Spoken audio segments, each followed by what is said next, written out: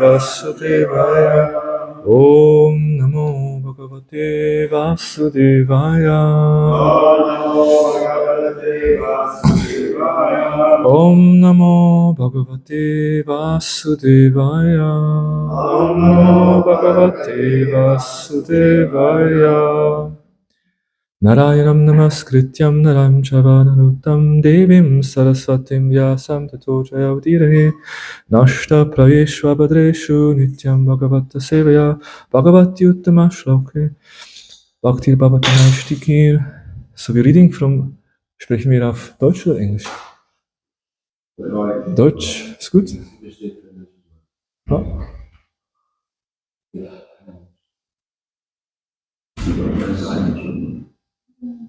Machen wir in Deutsch oder? Ah. English. Yes. Wahrscheinlich mal. Sprechen wir in Deutsch oder Englisch? Wenn Deutsch, gibt es Übersetzung in Englisch oder soll ich in Englisch sprechen? Nach der Audio. Okay. Alle verstehen Englisch, ja? Okay, so we speak in English then. Yeah. Thank you for joining the class. So we're reading from Srimad Bhagavatam, Canto 9, Chapter 2, text 18 till 24, I believe. Yes. This is, in the 9th canto, we have a lot of description of these dynasties. So the next couple of shlokas, there will be just names of different kings. And then text 24 will have a purport. And 24 is on the board. Just read a couple of shlokas and then we'll go to the text from today. Vaso pratikas tad putra ogavan ogavat pita kanya jaugavati nama sudarshana uvahatam. The son of Vasu was Pratika, whose son was Ogavan. Ogavan's son was also known as Ogavan, and his daughter was Ogavati. Sudarshan married that daughter. Okay, that's it. Next shloka. I'll just read the translation. From Narishanta came a son named Chitrasena, and from him came a son named Riksha. From Riksha came Midvan, from Midvan came Purna, and from Purna came Indrasena. Text 20. From Indrasena came Vitihotra, from Vitihotra came Satyashrava, from Satyashrava came the son named Urushrava, and from Urushrava came Devadatta. Text 21. From Devadatta came a son known as Agniveshya, who was the fire god Agni himself. This son, who was a celebrated saint, was well known as Kanina and Chatukarnya.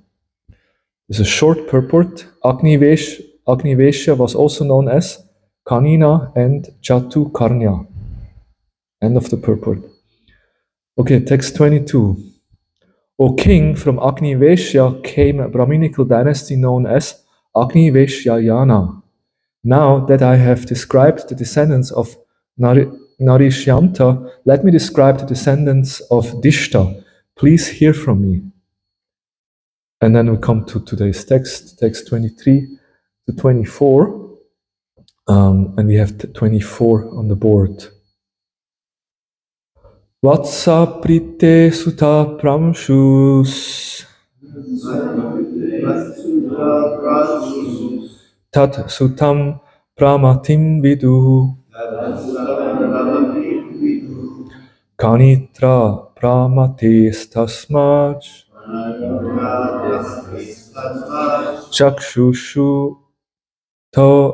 chakshushota vimimsati.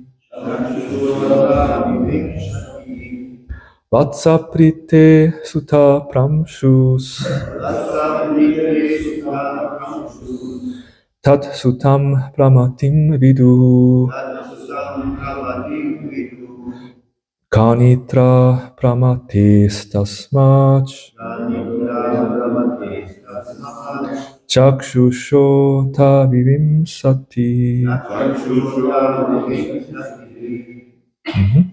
Vatsaprite sutta pramsus. Tatsutam pramatim vidu. Tatsutam pramatim vidu. Anitra pramatis tasmat. Chakshushota vivimsati. Chakshushota vivimsati.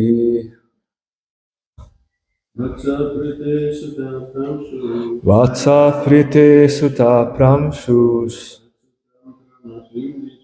Tad sutam pramatim vidu. Kanitra pramatis tasmat.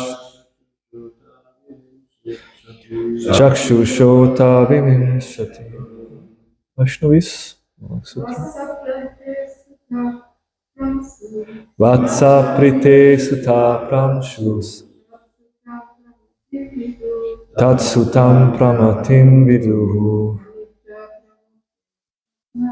Kanitram pramatis tasmat. Chakshushota vivimsati. Vatsaprite sutta pramsus. Tad sutam pramatim viduhu. Kanitra pramatis tasmat. Chakshushota vivimsati. Nabagaha. But the name Nabagaha. Actually, I go straight to 24. 1 second. Vatsapritihi. By the name Vatsapriti. Balandanat. From Balanandan. Vatsapritehe. From Vatsapriti. Suttaha. The son. Pramashu was named Pramashu. Tad Sutam, the son of him. Pramatim was named Pramati. Viduhu, you should understand. Kanitra was named Kanitra. Pramate from Pramati. Tasmat from him. Chakshusha was named Chakshusha. Ata das from Chakshusha. Vivimshati, the son named Vivimshati. Translation and purport by His Divine Grace A.C. Bhaktivedanta Swami Srila Prabhupada Ki Jai. Dishta had a son by the name Nabhagha. This Nabhagha, who was different from the Nabhagha described later, became a Vaishya by occupational duty. The son of Nabhagha was known as Balandana. The son of Balandana was Vatsapriti, and his son was Pramshu. Pramshu's son was Pramati, Pramati's son was Kanitra, Kanitra's son was Chakshusha, and his son was Vivimshati. Okay, now we have purport by Prabhupada. From Manu, one son became a Kshatriya, another a Brahmana, and another a Vaishya. This confirms the statement by Narada Muni, Yasya Yal Lakshanam Proktam Punksha Varna Biva Vakyanakyam. Bhagavatam 7:11-35. One should always remember that Brahmanas, Kshatriyas, and Vaishyas should never be regarded as members of a caste by birth. A Brahmana may be changed into a Kshatriya and a Kshatriya into a Brahmana. Similarly, a Brahmana or Kshatriya may be changed into a Vaishya and a Vaishya into a Brahmana or Kshatriya. This is confirmed in Bhagavad Gita, Chaturvanyam Maya Shrishtam Guna Karma Vibhagashaha, Bhagavad Gita 4:13.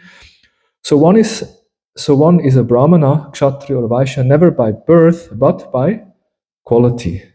There is a great need of Brahmanas, therefore in the Krishna conscious movement we are trying to train some brahmanas to guide human society.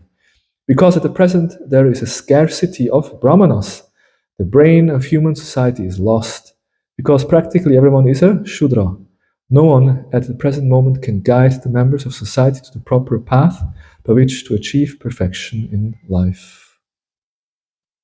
Om Jnana-timirandasya Kinanchana Shalakaya Chakshurunmilitam Yena Tasmai Shri Gurave Namaha Shri Chaitanya Namobhistam Stapitam Yena Bhutale Swayam Rupagaramayam Dadati Swapadantikam Vanchakalpa Tarubhyascha Kripa Sindhubhya Evacha Patitanam Pavanebhyo Vaishnavebhyo Namo Namaha Jaya Sri Krishna Chaitanya Prabhu Nityananda Shri Advaita Gadadhar Shivasari Gaura Bhakta Vrinda Hare Krishna Krishna Krishna Hare Hare Hare Rama Rama Rama Hare Hare Hare Krishna. So these are the description in the 9th canto about these dynasties. And some days ago, before the weekend, we already spoke on a similar purport. Right? Srila Prabhupada made the point that it's obvious that actually these varnas are not exactly by birth, but they're actually by quality, guna and karma, by the quality that we show and by the activity that we perform, and not just by janma, by birth. And of course, this is the big difference between the so-called caste system that we find in India and the original varnashram, because in the caste system it's simply by birth. And once you're born in a certain caste, then that's it. And you don't have any chance to change anything. And of course, the higher castes, they also misuse the position, feeling themselves superior and then suppressing the other castes. So, but the original idea, the original system, as pointed out here by Srila Prabhupada, Chaturvarnyam maya shrishtam guna karma vibhavashaha, that the Lord himself explains that this system was established by me. In other words, this is part of the material nature. Human beings have different natures. And it's interesting, even today, we find there's many psychological, analysis on different human natures, the different system, Myers-Briggs or the Enneagram and other systems who try to understand how people function, how people are different. People see the world through different eyes. And from the Vedic perspective, we have the Varna. And the Varna actually is quite scientific because it's based on the gunas. The way the gunas influence, the gunas sattva guna, raja, tama, goodness, passion, and ignorance. These are energies which are influencing our consciousness. And based on the influence that we have, then we show different qualities. And according to that qualities, we are meant to be in a certain varna, a certain type of personality. And of course, we have the Brahmana, Kshatriya, Vaishya, Shudras, the Brahminical, the leaders, or the teachers, and we have the Kshatriyas, more managerial, administrative leaders. We have the Vaishyas, the businessman and farmer, and the Shudra, the simple worker. But also a difference between the so-called caste system and the Daivi Varnashram, the original Varnashram, is actually that there is great respect between the Varnas.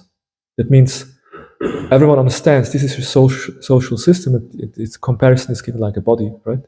There's a head, there is arms, there's a belly, and there's legs. And we need all of them. Of course, you could argue without a head, everything is over. You can have, if you don't have arms or don't have legs, you still can function somehow. But you're greatly restricted if you don't have legs or arms. But you can somehow continue. But without a head, there is no life. And Prabhupada saying here in this purport that basically the brain of human society is lost. There's basically no brain. There is no head of society. So that's a big issue, and therefore Krishna conscious movement are trying to train brahmanas. But yeah, the divine Daivi Varnashram understands that all four parts are important, And there is great respect. Of course, everyone respects the Brahmanas, but the Brahmanas also respect the Kshatriyas. They also respect the Vaishyas and the Shudras. And actually, as we know, the Vaishnavas are the perfect Brahmanas, and the Vaishnavas, they respect everyone. We even, what to speak of great personalities, but the Vaishya actually respects everyone. Vidya Vinaya Sampane Brahmane Gavihastini Suni Cheva Sabhakacha Pandita Sama Darshinaha. A Pandit, he has that Sama Darshina, he has that equal vision, and with the equal vision, he sees everyone with the equal vision in the sense of seeing everyone as a soul. Prabhupada beautifully explains that, yes, from the external point of view, we may have differences. We have a different body. Someone is a human, someone is an animal. Someone is an elevated human being with high consciousness, sattva guna. One is a low human with a lot of tamaguna. But that's just a covering. That's just like a piece of cloth that we're wearing. But underneath there is a soul. And that soul deserves respect, because that soul is part and parcel of the Lord. And so in this way, the whole Vedic culture actually is a culture of respect. And in Manu Samhita, which is law book for human mankind, there is a statement. Among Brahmanas, seniority is by knowledge. Among Kshatriya, by valor. Valor means in German, like, someone knows? Kraft. Yeah, Kraft. Let me see. Tapferkeit. Tapferkeit ist das deutsche Wort. Among Vaishyas by grains and riches, and among Shudras alone it's by age. Interesting. By age, yeah. So Brahmanas are respected for their knowledge. The more knowledge someone, and of course not only theoretical knowledge, ideally realization. Vijnana, knowledge and jnana and vijnana. Among the Brahmanas, this is the one who has more understanding and knowledge and realization. He's respected. Among the Kshatriya, those who are more strong and brave, someone is a brave Kshatriya, he's respected for that quality. The Vaishyas, of course, they are all about generating wealth. So those who have more wealth, here it says grains, because that's grains, precious metals, Vedic time, that if you have cows, you have property, land, gold, silver, that's true wealth. And among Shudras is simply by age. If someone is older, then you show respect because the person is older. Older implicates usually life experience, and that also equals wisdom, ideally. I mean, we do have old people, they have not learned so much, but usually, when you're a little older, you have life experience and you get wisdom. So that's one way to look at it. But then Srila Bhaktivinoda Thakur in his Chaitanya Shikshamrita describes different forms of respect. Proper respect should be given considering the person's status. This is called Maryadha. We know the word Maryadha from Lord Ram. Lord Ram is Maryada Purushottama, right? Krishna is Lila Purushottama, and Gauranga Mahaprabhu is Prem Purushottama. Purushottama means the supreme personality of Godhead, and Gauranga came to give prema, Krishna came to perform his lila, and Lord Ram came to give Maryadha. Maryada means etiquette, dharma, how to properly behave. And so proper respect is considered, not giving proper respect is considered a great fault. One should give respect to all human beings, but one should give more respect to a man with position. Most respect should be given to the devotees, the Vaishnavas. Those who are spiritually advanced should give them most respect. And then Bhaktivinoda Thakur gives an order, like a sequence or hierarchy of respect. Would you like to hear the order? Okay, let's see. So respect to those, the first one is respect to humans. Anyone got a human form of life? Haribol, wow, he got a human form of life. Pranams. because it's actually rare.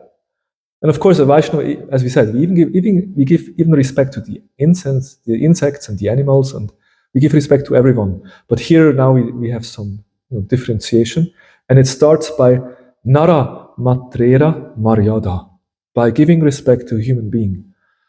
Just the fact that a soul has achieved a human birth means, he's traveled throughout different forms of life and now human. So regardless of nationality, age, race, gender, habits, human deserve respect. Of course, we know, as we said, we give respect to everyone. There was a morning walk here. They walked by a zoo. There was a tiger. Probably would say, no, we show respect even to a tiger, to everyone. Of course, we may not embrace the tiger because that might be dangerous, but we show respect. There is a living entity. Okay, then amongst humans, what is next? Respect those who are civilized. Sabhyatra Maryada. So there is humans, but amongst humans there are different humans. And those who are a little bit cultivated, a little civilized, we give more respect. Someone lives a pious life, he's not smoking, not drinking, he's a gentleman, behaves nicely, educated. So that person deserves a little more respect than just an ordinary person. Then, respect to a position, Raja Maryadha.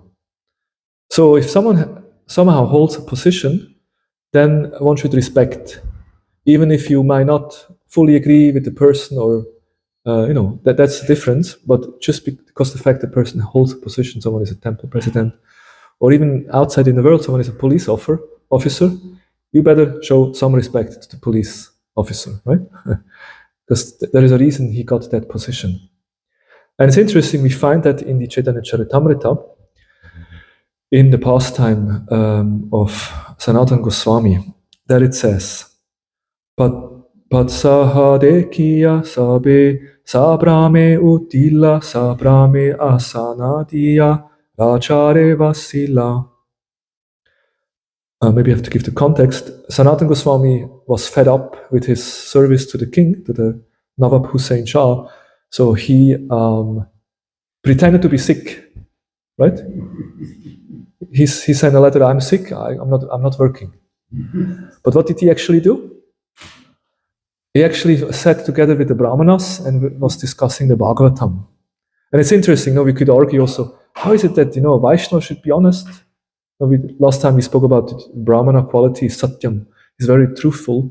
And here we have Sanatana Goswami, who is an Acharya Goswami, and he lies to his boss. He tells him, no, I'm sick, I cannot work. And then he just sits at home and reads Bhagavatam. Have you done that sometimes? Any one of you has, So you could argue now, how is it possible? And actually, there's a story, Bhakti Vikash Maharaj narrates that story in a book, the autography on Bhaktisiddhanta Saraswati Thakur. There was a darshan, and there was a festival going on, and Bhaktisiddhanta Saraswati Thakur would speak several days Krishna Katha, and there was one sincere disciple, he wants to listen. And actually, Bhaktisiddhanta Saraswati Thakur tells him, okay, you tell your boss you're sick, and then you join the Hari Katha. And then another person listening, he stood up and he complained, Bhaktisiddhanta Maharaj, you're an acharya, you're a teacher. How can you advise your disciple to lie? And Bhaktisiddhanta spoke very strongly, and he made the point that there is some, of course, Vaishnava is a gentleman and he's honest, but when it comes to spiritual advancement, sometimes a higher principle is there. And for a worldly, mundane moralist, this sounds very difficult to grasp because we have to follow moral and ethics. But here there is sometimes a higher principle. And hearing from a sadhu, hearing Krishna Katha from the mouth of a pure devotee like Bhaktisiddhanta is very beneficial for the soul. Therefore, one may transgress some ordinary laws in order to gain spiritual benefit. Anyhow, that's a side comment. But Sanatana Goswami did the same thing. But then the king heard from a messenger that actually Sanatan is well, and he's just sitting there and reading. So the king personally came. So and then that shloka that we recited, the king came, and of course, what did the king do afterwards? He put Sanatan in prison. But why I'm reciting this paragraph is what happened when the king arrived. As soon as all the Brahmanas and Sanatana Goswami saw the Navab appear, they all stood up and respectfully gave him a sitting place to honor him. And then Prabhupada explains, although Nawab Hussain Shah was a Mlecha Yavana, he was nonetheless the governor of the country, and the learned scholars and Sanatana Goswami offered him all the respect due a king or a governor. When a person occupies an exalted executive post, one should consider that he has acquired the grace of the Lord. In the Bhagavad Gita 10:41, Lord Krishna says, Yad Yad Vibhuti Mad Sattvam Shrimad Urchitam Evava Tat Eva Kachach Tvam Mama Tejo Mams Sambhavam. Know that all opulence, beautiful and glorious creations spring from but a spark of my splendor. Whenever we see something exalted, we must consider it part of the power of the Supreme Personality of Godhead. A powerful man, Vibhutatmam Sattvam, is one who has obtained the grace of the Lord, or has derived some power from him. In the Bhagavad Gita 7:10, Krishna says, Tejas Vinam Aham. I am the power of the powerful. The learned Brahmana scholars showed respect to Nawab Hussain Shah because he represented a fraction of Krishna's power. So I found it an interesting point that, you give respect to human, to civilized human, and you give respect to someone who has a position because we understand that person has got that post due to his, karma or due to Krishna's blessings. So that's Raja Maryad. And then there comes the next one is respect you educate to education. Vidya Maryada. So if someone is very learned, then we show some respect because of his learning. Right? Someone like a professor, someone is, Sanskrit professor, someone is very versed with Shastra, so we show respect because of that. But then higher than education is Satguna Maryada, someone who has good qualities. If we see that the person has good qualities, is humble, tolerant, respectful, then naturally such a person is also given respect due to his qualities that he has. And then 6, respect according to Varna Maryada. So then one also looks at with Varna, is someone situated, and gives respect according to that. And of course the Brahmanas are given most respect because they are the head of society. And then next 7 is Ashram Maryada, respect, and amongst the ashram, the sannyasis are given most respect, and the respect is especially given because of their renunciation. Because someone giving up material enjoyment in this world, then one is offering respect. There is also once, the other day, why did not Prabhu said, no, if you don't show respect to the sannyasi, then you should fast that day. There is an indication like that. And once Prabhupada was in Vrindavan with some of his disciples, and there was a sannyasi from the Ramakrishna mission. And they have an impersonal understanding. They're not Vaishnava sannyasis. But then when the sannyasis passed by, then Prabhupada looked at his disciple and said, hey, why didn't you pay obeisances to the sannyasi? And Prabhupada taught his disciples, no, even it's not a Vaishnava sannyasis, but still one should show respect. But then what is the last? The highest respect is given to whom? Krishna. Yes, Krishna is given the highest respect, but then Krishna has some representatives, and these are the? Purivus. Yes, the Vaishnavas, and of course amongst the Vaishnavas, the Purivud. Yes, this is Bhakti Maryada. One shows respect according to Bhakti. If we understand that someone has a lot of devotion, then respect is given. When Shukadev Goswami appeared on the spot where Parikshit was, looking for a solution for his problem, he was 16 years old. He was not. You could say he didn't fit into some of these, but everyone could understand that he had the most realization, most devotion, and so he was given the seat to speak. So this is interesting that according to Vedic culture, there are different ways of showing respect, and certainly, therefore, even in the Varnashram system, the different Varnas, they would give respect to each others, and everyone was a respected member of society. Not that the Brahmanas, they kind of, mistreat the other castes or the other Varnas, or look down to them, but actually everyone respected everyone, but there was a natural discrimination according to qualities. So in the purport that we heard, Prabhupada says that therefore in Krishna conscious movement we try to create brahmanas, right? So Prabhupada's intention was to create brahmanas. So how then will we be able to please Prabhupada if we don't become brahmanas ourselves, right? So better we become good brahmanas, and in this way we can please Prabhupada. Should we maybe open the window a little bit to get some fresh air? So, but who is a brahmana? So a brahmana is one who knows the supreme Brahman, spirit, Krishna. And he engages in loving devotional service to Krishna. And what is the opposite of a brahmana? A gripana, a miserly person. It's interesting. Why miserly person? Because, He doesn't know how to solve problems. He doesn't know how to solve problems of life.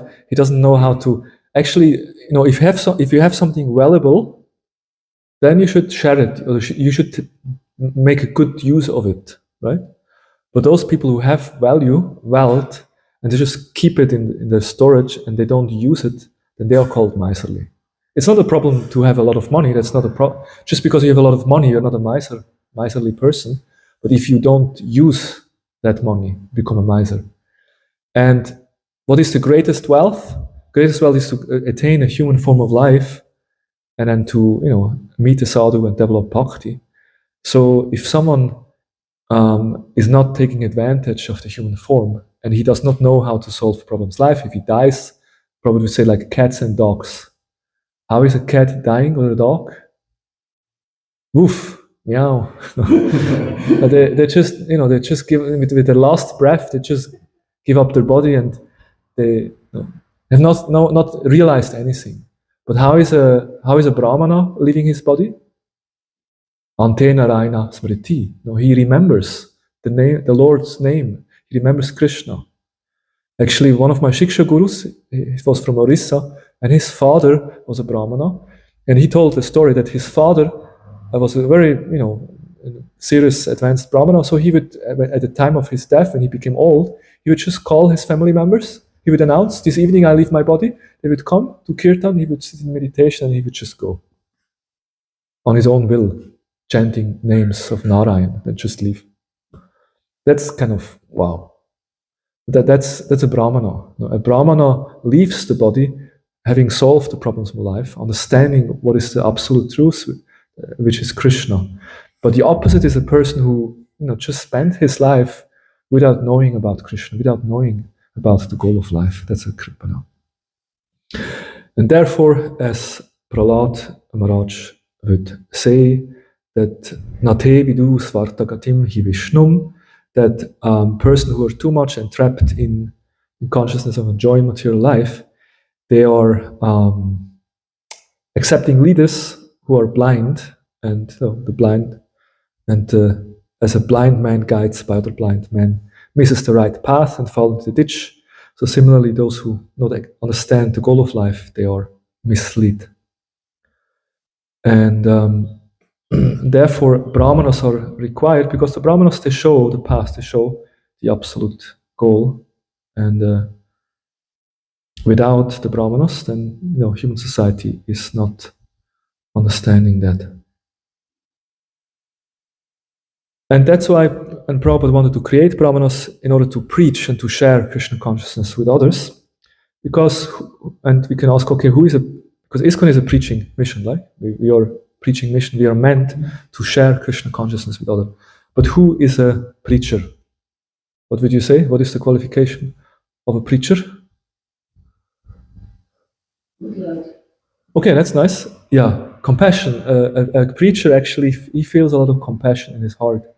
And because of his compassion, he actually feels a need to help others, to share. I think that's a very beautiful answer. His Holiness Bhakti Vigyan Goswami Maharaj explained that actually prema and karuna or jivadaya is actually the same. Prema is when that love is directed towards Krishna, we call it prema. And when that love is directed towards living entities, then it's called compassion. I mean, at the absolute platform, if for a Vaishnava, pure devotee, when he feels compassion, it comes from that prema, it comes from that love. He loves Krishna, he has such a loving relationship with Krishna, so closely connected with Krishna. And when he sees other living entities not connected with Krishna, then he feels that compassion. Yeah, that's certainly an important quality. Any other, what is required for a preacher? Yeah. He teaches through his own example. He teaches by his example. That's the meaning of acharya, right? Acharya is one who preaches by example. Like on Sunday we spoke about Thakur Haridas, how he was a wonderful example, and actually Sanatana Goswami is glorifying him. He's saying, some they preach, but they don't behave so nice. Have you seen that sometimes in the Hare Krishna movement? You have some fired up young bhaktas or brahmacharis, they preach strongly, but they don't behave so nice with people. And sometimes you have people, they behave very nice, but they don't preach. They're not going out. And then Sanatana Goswami says, you, Haridas Thakur, you are the Jagat Guru, you're the Guru of the whole world, because you do both. You behave nice and you also preach. That's why you're a Guru. So it requires both. But yeah, that's an achar prachar. One should act properly, and then by his own example, show the path, and then you can also preach. That's certainly important. Okay, we have compassion, we have achar, personal behavior. Yeah. Also, realization is the key. Of course, we can share the realizations of Prabhupada by giving his books, but it's also a kind of realization, right? We realize Prabhupada is an acharya and he can help us and others. But also, if we are more realized, we can give more. Yeah, we can also give more. Right. Prabhupada would say, "What is your 3 minutes talk do? Give them a book. If they read the book, then that can change their life. That's the power of the acharya. If we actually try to facilitate and just be an instrument in Prabhupada's movement, then people get in touch with Prabhupada, reading Prabhupada's books, that can actually do amazing transformation. At the same time, the more we have realized Prabhupada's teaching, the more we can give, because we can only give what we have, right? If you ask me for 100 euros, but I only have 30 in my pocket, how much can I give you? Only 30. I can only give what I have. So also in preaching, I can only give as much Krishna as I have. If I'm a pure devotee, I've bound up Krishna in my heart, Krishna is residing in my heart, I can give Krishna. I can give Krishna fully because he's under my control due to the love I have developed. But if I don't have that relationship with Krishna, what can I give? I can give as much as I have. And of course, that's already better than mostly I have, or other have, but still, that's also for a preacher, it's kind of humility we have to always remember. We can only give what we have. So that's this, yes. So we have compassion, we have behavior, we have realization. It's pretty good. I mean, if you have all of three of them, you have compassionate heart, you behave properly, and you have realizations. You're quite a powerful preacher, I would say. Yes. He is, how to say it? He's very familiar with the scriptures. Yes, knowledge is available to him. He's able to draw from the scriptures and explain things. Right. I was looking for something else, but I mean, this is all true, and it's certainly, yes. Empowerment. Yes, that comes closer to what I was looking for. Yes, empowerment. Discipline and consistency. Yes, that's kind of a strong sadhana. You should, that kind of goes into behavior also, but spiritual practice, strong. And yeah, empowerment. This was what I was looking for. Power. What does power mean? It means strength. And Bhaktisiddhanta Saraswati Thakur, in one of his songs, Vaishnava Ke. Who is a Vaishnava? It's a good question, no? Who is a Vaishnava? Because sometimes we say, we are devotees of Krishna. But actually, to be a Vaishnava is a great thing, a great achievement. But basically, we are sadhakas and we are aspiring Vaishnavas. We're trying to be Vaishnavas. That's what we are doing. We're trying to be Vaishnavas. So, and Bhaktisiddhanta wrote a whole song about who is a Vaishnava. And then he says there, Prana achetanera sehetu prachara pratishta shahina Krishna kata sabha. Prana achetanra. He who has life preaches. Prana. So yes, a preacher is compassionate, he is knowledgeable, he's realized, but he should have life. There must be some prana. You can say, okay, prana, everyone has prana, everyone is breathing. But here is a different kind of prana is meant. Here is spiritual strength is meant. It's spiritual empowerment. Yeah, it's some strength is required in order to encourage, inspire someone. You can't just sit there and repeat something, and there needs to be life, and those who got life, they will preach.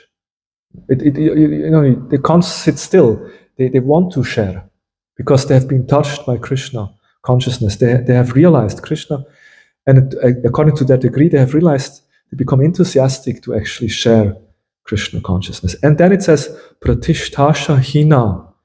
A real preacher is devoid of ambition for personal fame. Such a person is a genuine Vaishnava. So we spoke about positive, what is a preacher, what is the quality of a preacher, but here Bhaktisiddhanta also speaks about the negative, what is a preacher is not. And a preacher is not someone who runs after pratishta. Pratishta being the desire to be recognized and worshipped and honored by others. So when someone becomes a Vaishnava, he becomes a perfect Brahmana. But who is a real Vaishnava? And then it goes on. It says, an Uttama Vaishnava is one who has given up Kanaka and Kamini. He has no attachment for money, women, name, or fame. So Prabhupada's purpose was to create Brahmanas, and one who becomes a real Vaishnava becomes a perfect Brahmana. And he is free from these desires, material desires. He simply wants to, just feels strongly about Krishna consciousness, and he wants to please his guru and wants to share Krishna consciousness with others. So that's why Prabhupada stressed that the need to become a pure devotee again and again. Everyone should become a Brahmana, everyone should become a pure devotee and share Krishna consciousness. That's Krishna conscious society. And this was Prabhupada's mission was. So, and a proper Vaishnava or Brahmana, he has this consciousness that nothing is mine, he is completely detached. And of course, we understand this is Yukta Vairagya, means that Anashaktasya Vishayan Yataram Upayan Chata Nirbanda Krishna Sambande Yuktam Vairagyam Uchate. When one is not attached to anything, but at the same time accepts everything in relation to Krishna, one is rightly situated above possessiveness. And that's also an important quality for a preacher and for a Brahmana or a Vaishnava, that he's detached and just engages everything in Krishna's service. Basically, Bhoga and Tyaga is not existing. we often speak about Bhoga or Tyaga. Bhoga means enjoyment, Tyaga means renunciation. But for a Vaishnava, there's nothing to enjoy, there's nothing to renounce. Because sometimes people, okay, if you enjoy, then you're in Maya, we can say, but then you renounce everything. You become a sannyasi or a preacher, you renounce. But what can you renounce? You can only renounce something that you possess. And if you don't possess anything, what can you renounce? And a Vaishnava understands everything belongs to Krishna. That's why there's nothing to renounce. And that's the proper consciousness of a Brahmana. So in this way, Srila Prabhupada would again and again encourage us to become Brahmanas in the proper consciousness and then spread Krishna consciousness, and in this way help others to also attain perfection of life. There is more to say, but I think I will end here, and we can open up. So we spoke a little bit about the need for Brahmanas. Prabhupada says that the society is brainless because the present leaders, they don't know the goal of life, they don't know Krishna, and therefore ISKCON was created to make Brahmanas so that we can instruct human society about the goal of life. But then, and also we spoke about Varnashram, that it's actually a culture of respect, that everyone respects each other, and also the Brahmanas respect others. And to become a true Brahmana means that one becomes pure, there should be no motivation, one simply wants to share, and we spoke a little bit about the qualities of a preacher. Hare Krishna, this is what I wanted to share. Let's see, Vaidinath Prabhu, yes. any comments? Or? Becoming Brahmana is a real challenge. We remember the story of Vishwamitra Muni. He was a Kshatriya king, but he observed Vasishtha Muni and realized that Brahman's strength was greater than Kshatriya strength. So he wanted to become a Brahman, and he performed terrible austerities. The demigods started shaking, they became afraid of his austerity. At the end, he was granted the status of Brahman. So now we are born, who knows what, but we want to become Brahmana, so it's sounds much easier. Maybe we can explain in Hawaii it is so much easier for us. Yes. I mean, it's a good point. Your point is that if you take birth, or if you have by nature a certain qualification or certain varna, and then here we come to ISKCON, to Hare Krishna movement, and all of a sudden it says, okay, now everyone has to become a Brahmana. How is that possible? Or how is it so easy that everyone just becomes a Brahmana? What about our original nature? Do we just forget about our nature? Let's say I have a Vaishya mentality, means I like to do business, I like to collect wealth, I like to do this kind of activity. It's part of my nature. Now I come to Krishna consciousness. Now I have to become a Brahmana, right? Well, my understanding is that, of course, Prabhupada did want that we establish Varnashram, and Varnashram also means that one should act according to one's nature. So it's actually important to realize one's nature and then try to act according to one's nature. So if I have a Vaishya, I don't have a Vaishya, but just an example, if I would have a Vaishya mentality, so then it would make sense that I actually live according to that. I can create a business, make money, and I can engage that money in Krishna's service. So I don't have to become necessarily Brahmana in that sense. I'm just remain a Vaishya. But because we are all Vaishnavas, because we are servants of Krishna, and because we are worshipping Krishna, then every devotee should also develop some Brahminical qualities. Not necessarily that he becomes a full-fledged Brahmana and just recites mantra the whole day and do sacrifices and study the Vedas, because that's not his nature. But some qualities, some Brahminical qualities should be developed, because these are the qualities of a Vaishnava. A Vaishnava lives in this, and that has to do with the gunas. You come up to the level of sattva guna. And when you are sattvic, if you live a sattvic life, then you live a Brahminical life.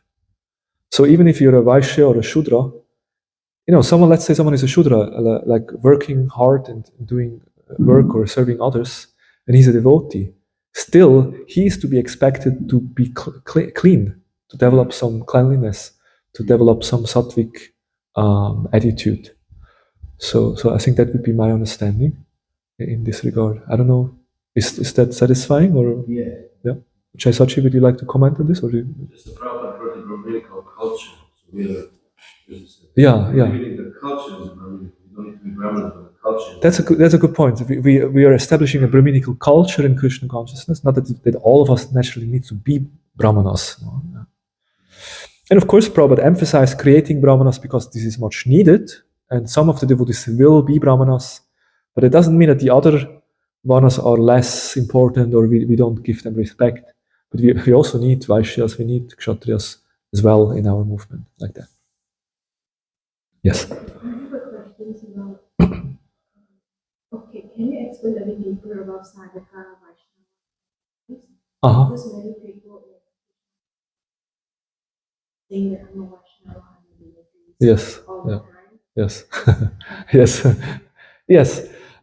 Yeah, that's a good question. So we have different terms. We speak of I'm a Sadhaka, I'm a Vaishnava, I'm a devotee. But I mentioned in the class that, well, actually we're trying to become devotees. Well, of course, in our daily exchanges when we talk with each other and the way we identify ourselves, compared to the non-devotees or people in general outside in this world who don't know about Krishna, who don't believe in God, who are not following any principles, then compared to them, we are devotees of Krishna, right? I mean, we are devotees of Krishna because we serve Krishna, we chant his name, like that. We can be called devotees of Krishna. Then we are called sadhakas because we're practicing sadhana. There is three terms. There is sadhya is the goal, and the goal is bhava or prema. And there is the sadhana, is the practice. We go to Mangalarti, sit for class and chant rounds. And then those who perform that sadhana, they are called sadhakas. It's just a term for those who practice. And then when we say Vaishnava,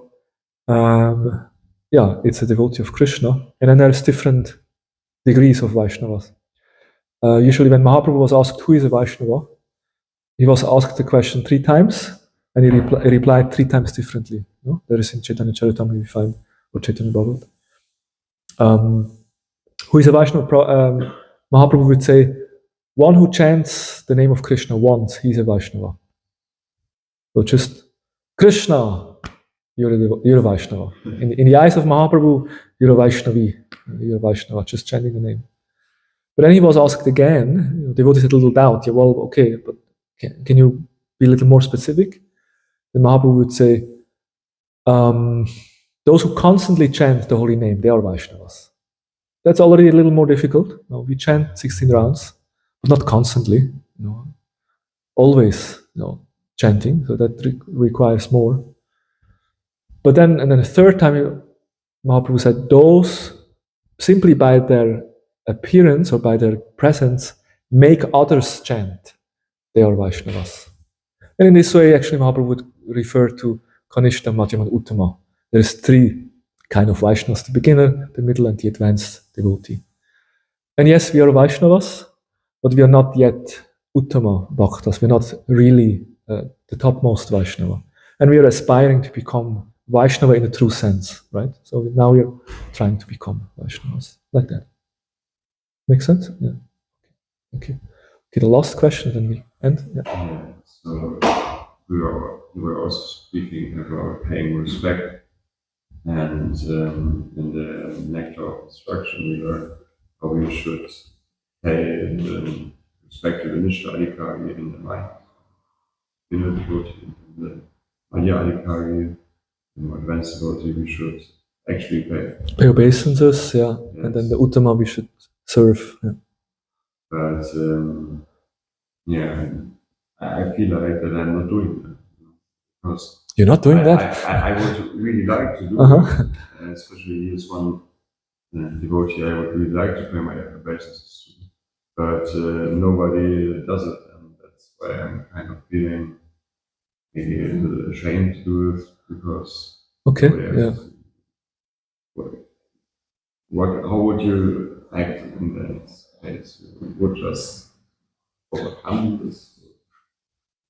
Okay, so you're saying, I just repeat the question. So you're saying that we spoke about respect and also seeing different Vaishnavas and then having different behavior towards them, and one would be to offer obeisances, showing respect. But in a practical Vaishnava society, we don't really see that all the time devotees offer actually respect with dandavats. So what should we do about it? Should we overcome, or should we do it or not do it? Yeah, somehow this. I think in the early days this was more practiced, right? Those.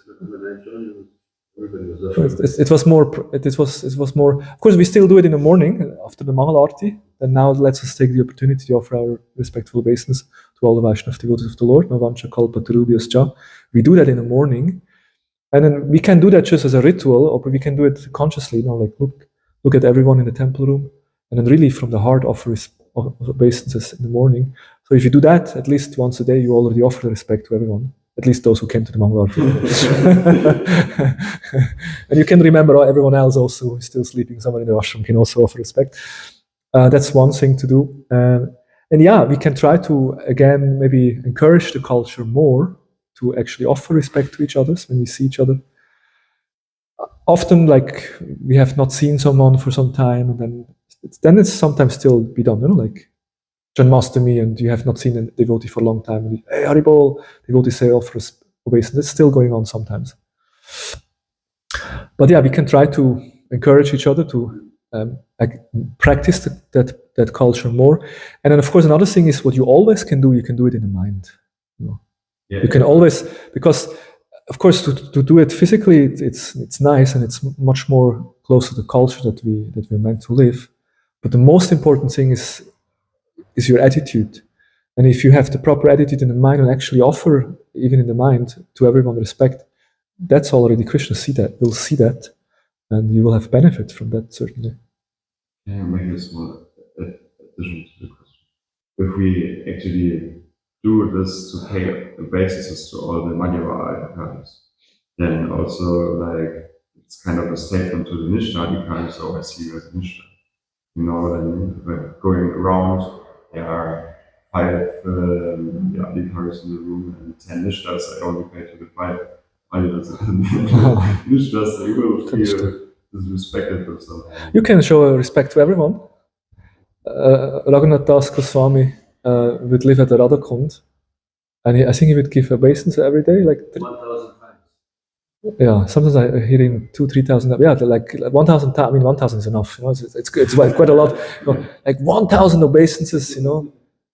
This is like, and we find in Vrindavan, we find these kind of devotees who just every day show respect to everyone, and not only to the Vaishnavis, also to the pig and to the dog and to all the inhabitants of Vrindavan, just offering obeisances. So I think, of course, it shouldn't be artificial. It should come naturally. And but certainly there is no fault if you offer obeisances to everyone. All right, so we'll end here. Thank you very much. Grantara Srimad Bhagavatam ki jai, Srila Prabhupada ki jai, Nitai Gaur Premanande, Gaur Bhakta ki jai, Gaur Bhakta ki jai, Vancha Kalpa Tarubhascha, Kripa Sindhu Devacha, Putaram Padmebhyo Vaishnavi.